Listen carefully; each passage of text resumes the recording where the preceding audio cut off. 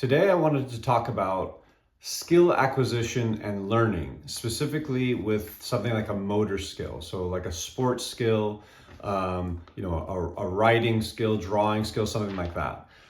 What I have here is, if you can see this, hopefully we can get this on camera here, is just a basic learning curve.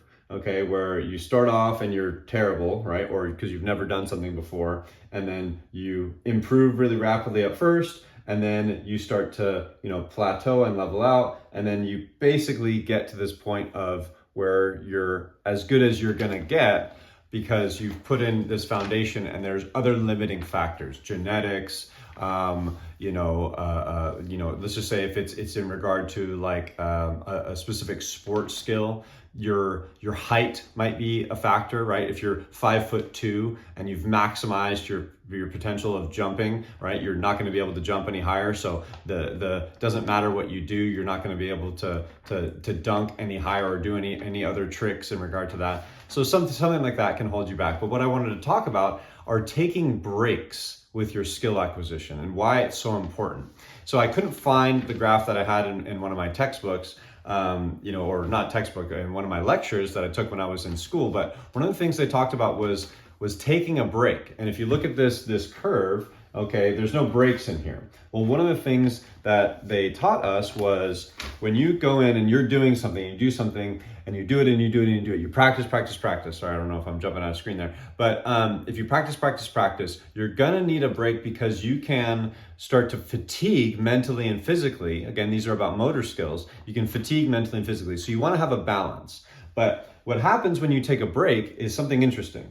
Let's just say you take a break here, and here's your break, okay?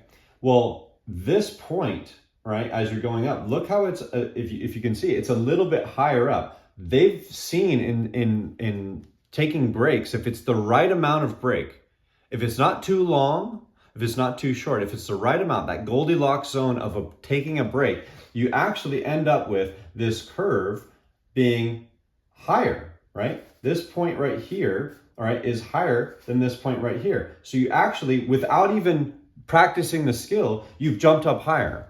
And maybe this is something that you've noticed in your life where you've done something and you've practiced, you're kind of getting burnout on it, right? And you're like, man, right, I'm not getting any better. You take a break, you're like, I don't even want to see it. You come back and you're like, man, I'm better.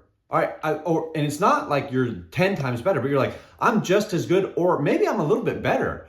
I noticed this with basketball. That was my sport. I love basketball. It's all I wanted to do as a kid. And I would go to these basketball camps in the summer with who I actually ended up coaching for. When I stopped playing, when I stopped my career in high school, I started coaching. So I was in high school coaching other high school kids. It was a pretty big honor for me. But because I had the skills, they gave me respect. So that's what was fun about it. But I noticed when I would go to these summer camps, and it was 5 days of grueling skill training. It was all about getting better at the sport of basketball, passing, shooting, dribbling, all types of skills. We worked on it. And I remember I would get better as the camp went on because I'm doing all this skill. And then I would plateau. I was always one of the best players, and I never won MVP.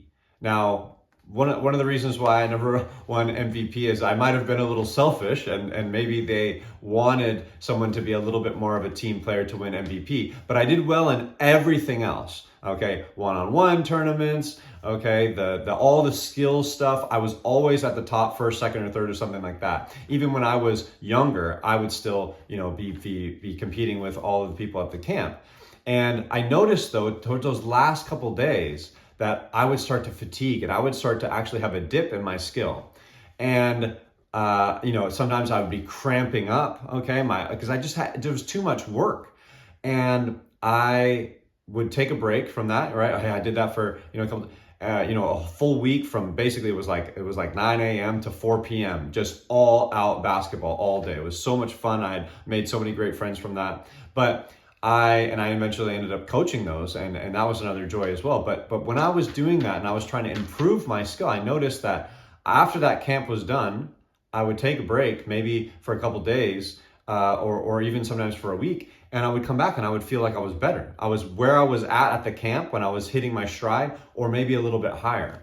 And this this is something that if you can get the timing right, so if it's something that you practice every single day for a long period of time, okay, then you can take a longer break, because when you're doing something all the time, your body is used to it. If I do something once a week and then I take a 6-month break, that's not going to be very good. But I do something every day and I take an extended break for a month, I might come back stronger. I might come back better. So again, if you're doing something more frequently, you can take a longer break. And if you're doing something not as frequent, you're not going to be able to take as long of a break from those things. So the timing is really, really essential. And there's something else that I wanted to talk about with skill. Oh, that was another thing that I noticed that I didn't get right in my playing career. And it was probably, one of these reasons was there was another thing about fatigue, that where you can, you get these skills and then you start to fatigue. And I was always a streaky player. I was always someone that would have, 3, 4, 5 good games in a row, and then I would have one bad game. And then I would have, 3, 4, 5, 6 good games, and then I would have one bad game. And so I would always have these dips. And a lot of that was because I was overtraining. I was doing too much, and I realize now that my body just can't handle it. That's why I've changed my training style with physical exercise, and I need to focus more on rest and sleep and recovery and nutrition.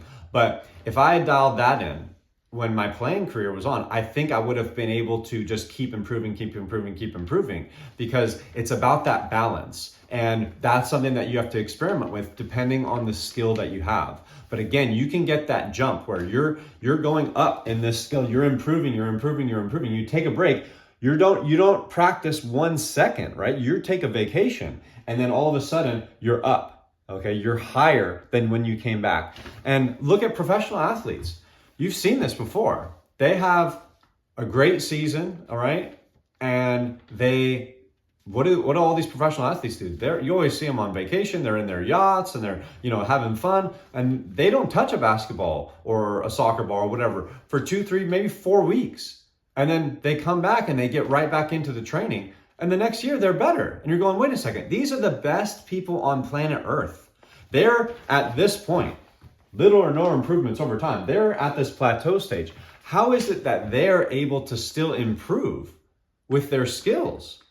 They're already in the NBA or in the Premier League. They're in the best leagues on the planet. How can they still improve? Well, maybe they had weaknesses that they're working on. But what's crazy is they can go from not playing for a month and then get into training camp and improve their skills. And I think it's because they're doing something over and over and over again that we need to schedule in regular breaks. And if you can find that Goldilocks zone where you're working, improving your skill, and then taking a break from it, you'll find that you might even be better than when you started that break. When you started that break and when you came off of it and you're off vacation, or your vacation from your skill practice, you might come back better. Again, this is backed by research. Again, I couldn't find, it was in my motor learning class at San Diego State. I couldn't find those books and things are all packed up away in storage. But I specifically remember that lecture because it made so much sense to me. I go, oh, no wonder why I would take these breaks and I would come back better. And you can do that with any skill in regard to motor learning. You can be doing it with keyboard, right? Hey, I want to learn how to type faster. That can be something. Practice, take a break. Again, the longer break you take, the tougher it's going to be, because if you forget some of the basic points of the skill, that's going to be tough. So you have to find that sweet spot. If it's something that you do very often, you can take maybe a little bit longer of a break, but you don't want it to be too long. That's the thing, because then that skill is going to be, not as remembered, or you're not going to be as sharp. But think about that when you're working on improving a skill. And for me, it could be in something like this. I'm getting used to speaking every single day. I'm trying to make a video every single day, and I'm doing some speaking in other events and things. And if I continue, I'm getting better and better. But taking a break is powerful. Again, if you're putting in the work, you're going to need a break. If you're not putting in that much work, like I said, if you're only doing something once a week or once a month, taking a break is probably not going to help you, because there's just not enough repetition in there to get you to that fatigue state. So again, if you're working, you've hit a plateau, take a break. let it go, watch and see. If as long as it's not too long of a break, okay, I would say for a lot of things, if you're doing something every single day, take 3, 4, 5 days off. Maybe take a week off. Maybe take 2 weeks off. More than that, again, depending on what it is, might be detrimental, but I've seen people take a month off from something and come back better. So find your breaks that are going to optimize your skill acquisition, your learning of that skill. See how it goes for you. Thank you.